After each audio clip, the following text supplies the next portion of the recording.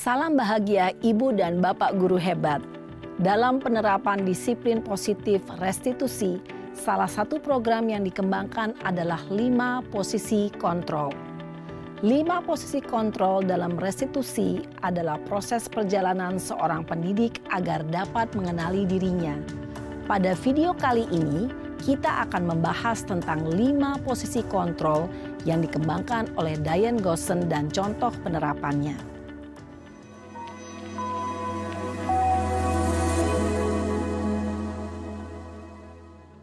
5 posisi kontrol itu adalah 1. Posisi penghukum. 2. Posisi pembuat merasa bersalah. 3. Posisi teman. 4. Posisi pemantau atau monitor. Dan 5. Posisi manajer. Untuk lebih memahami kelima posisi tersebut, mari kita saksikan kasus Naren yang terlambat hadir 20 menit di sekolah dan melihat bagaimana kelima posisi kontrol dalam menghadapi masalah tersebut.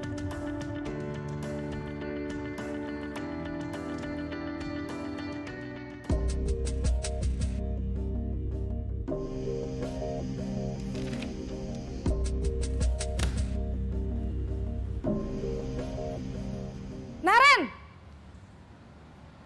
Sini kamu! Selamat pagi, Bu. Selalu terlambat. Kamu deh, pasti terlambat. Maaf, Bu. Saya... Apa? Apa coba? Alasan kamu apa lagi? Kapan sih kamu tidak terlambat? Malas sekali ya kamu jadi anak. Saya... Dasar pemalas. Gak kapok-kapok sih kamu. Sudah berapa kali terlambat? Sana. Kamu keliling lapangan basket 2 kali. Kenapa saya harus keliling lapangan basket, Bu? Kenapa? Kamu mau lawan ibu? Berani-beraninya jawab. Sudah terlambat, masih berani jawab pula. Sekarang, keliling lapangan basket 5 kali sekalian. Biar kapok. Cepat. Pergi sana ke lapangan basket. Posisi penghukum biasanya berbicara dengan nada tinggi, menghardik, menunjuk-nunjuk, menyakiti, dan menyindir. Hukuman bisa berupa fisik maupun psikis. Ibu dan Bapak guru hebat, dampak yang terjadi pada murid ketika guru berada pada posisi penghukum adalah murid cenderung akan memberontak, bahkan menyimpan dendam.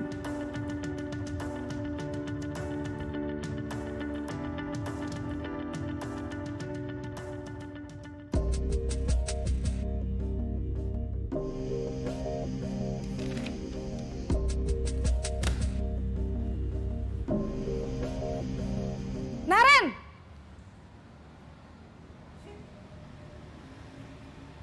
Selamat pagi, Bu. Naren. Kamu kenapa terlambat lagi, nak? Ya Tuhan, Naren. Kamu senang ya bikin ibu susah ya?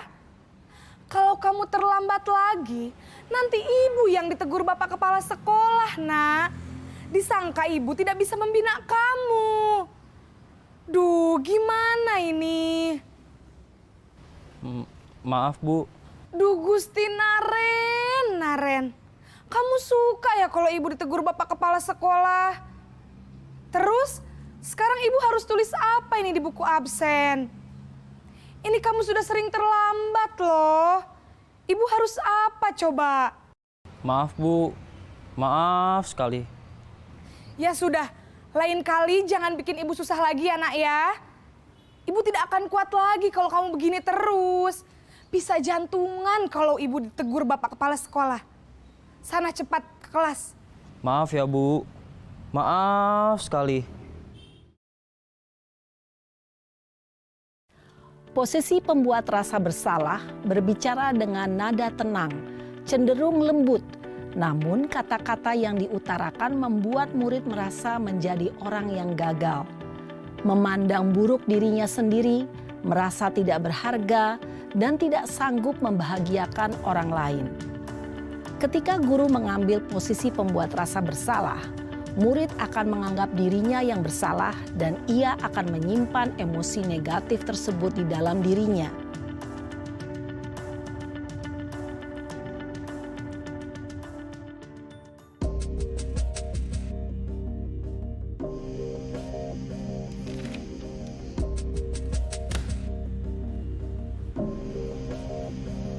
Naren!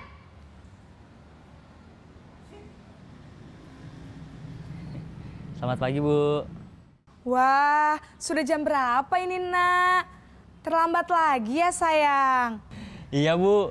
Habis ibu saya lupa bangunkan saya, Bu. Kamu malah menyalahkan ibu kamu. Kamu bukannya anak yang larinya paling kenceng. Kok terlambat sih? Iya, Bu. Saya memang terlambat bangun tadi. Jadi, biarpun saya lari kencang, tetap gak kekejar, Bu. Ya sudah sana, nanti lain kali larinya lebih kenceng lagi ya. Biar gak terlambat lagi. Bikin seneng ibu, demi ibu. Bisa kan? Bisa lah, Bu. Ya sudah sana masuk kelas. Ibu beresin urusan absen kamu. Kamu ini ada-ada saja. Dalam posisi teman, guru berbicara dengan nada suara ramah, akrab, cenderung bersenda gurau untuk menjaga suasana tetap santai. Murid akan merasa senang, aman, dan akrab dengan guru. Identitas yang tercipta adalah identitas sukses atau berhasil. Namun, perlu diingat, karena ini masih dorongan eksternal, maka ada faktor ketergantungan dari murid kepada orang tertentu. Di sini guru absennya, sehingga di lain waktu murid bisa berperilaku baik, namun hanya kepada orang-orang tertentu saja.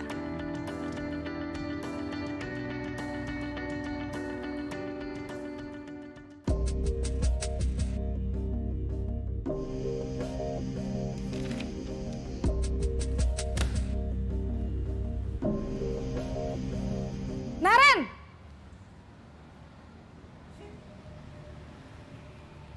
Selamat pagi, Bu. Naren, apa peraturan sekolah kita tentang jam berapa kita harus masuk sekolah, Nak? Kita harus di sekolah jam 7, Bu. Iya, betul. Sekarang sudah jam 7.20. Naren sudah tahu konsekuensinya jika terlambat hadir. Paham, Bu. Saya harus tinggal kelas pas jam istirahat selama 20 menit. Iya, benar. Konsekuensinya demikian. Jadi nanti jam 9.30 pas istirahat, kamu harus tinggal di kelas, kerjakan tugas tambahan untuk ketertinggalan kamu, ya? Baik, Bu.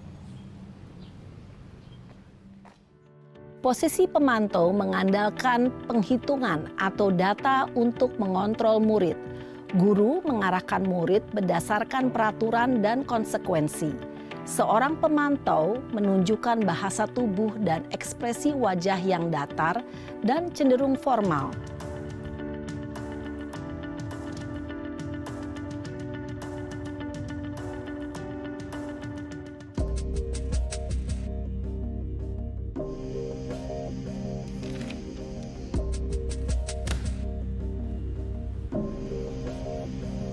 Naren!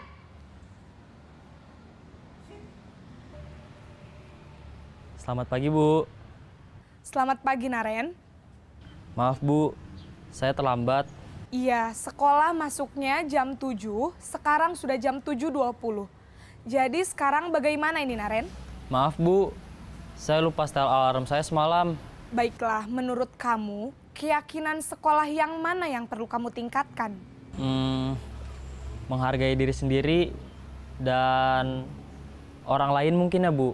Setuju. Jadi, apakah Naren meyakini prinsip saling menghormati tersebut? Iya, Bu. Saya meyakininya. Apakah Naren bersedia memperbaiki masalah keterlambatan ini? Bersedia, Bu. Bagaimana kamu akan perbaiki masalah keterlambatan ini?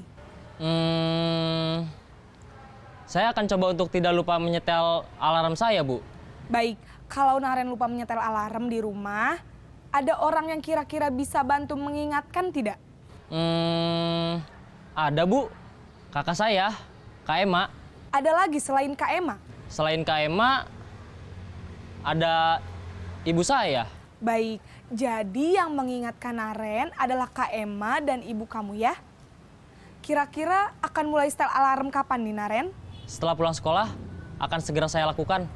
Baik, jadi Naren akan setel alarm untuk bangun besok pagi dan akan diingatkan oleh kakak dan ibunda Naren ya. Ada lagi yang mungkin perlu dilakukan Naren? Agar tidak terlambat bangun lagi. Tidak ada, Bu. Baik Naren, terima kasih untuk kerjasama kamu. Sekarang kamu perlu kembali ke kelas untuk belajar.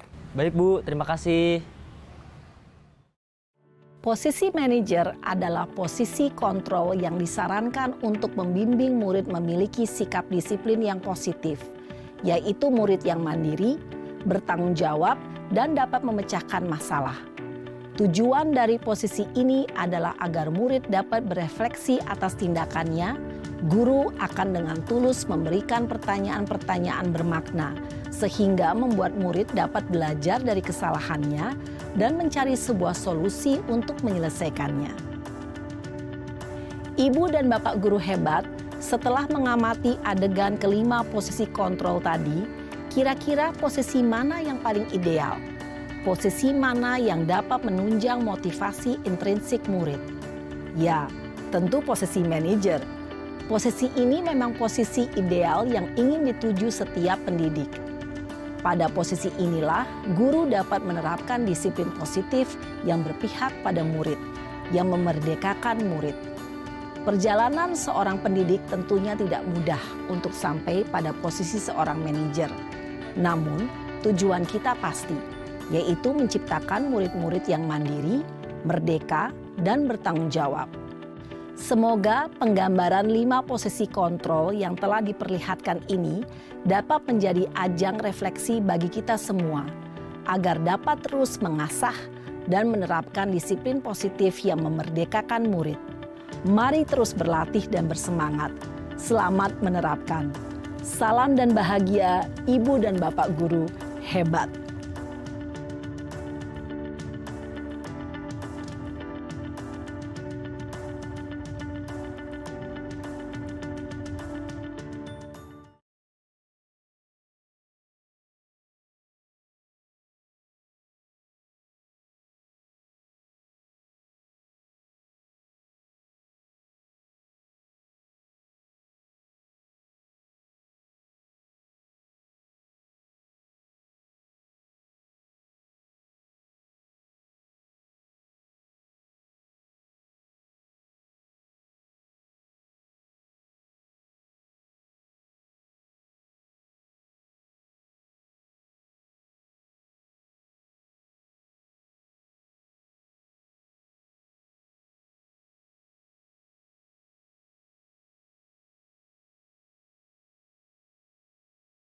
Selamat siang, Ami.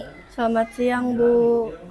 Ami, tadi Ibu dengar Ami bertengkar ya dengan Vika. Iya, Bu. Saya kesal sama Devika. Kenapa Ami kesal sama Vika? Dia ngeledek saya terus, Bu. Awalnya saya diam, tapi dia malah makin terus ngeledek saya. Oh begitu, wajar lah ya kalau Ami marah. Mungkin kalau Ibu jadi Ami juga Ibu akan lakukan hal yang sama. Lalu apa yang Ami lakukan terhadap Vika? Saya marah-marah, Bu. Saya maki-maki Devika. Sampai akhirnya perkataan yang tidak baik keluar dari mulut saya. Oh begitu. Wajar lah ya kalau Ami merasa kesal, dikatai atau diledeki oleh si Devika. Ibu sangat menghargai apa yang Ami lakukan karena Ami tidak melakukan yang lebih daripada itu. Misalnya memukul atau menjambak, ya Ami ya.